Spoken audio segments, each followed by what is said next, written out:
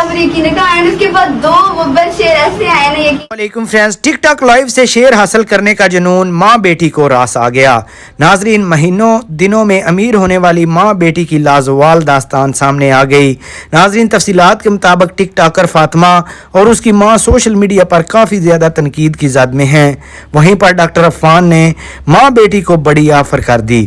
नाजरीन, अपनी नौजवान बेटी को टिकटॉक पर प्रमोट करने वाली आंटी आयशा को डॉक्टर अफान ने कहा कि अगर तुम अपनी बेटी को बेहुदा कंटेंट से हटा दो तो मैं तुम्हारे घर का खर्चा और मकान का किराया देने के लिए तैयार हूँ।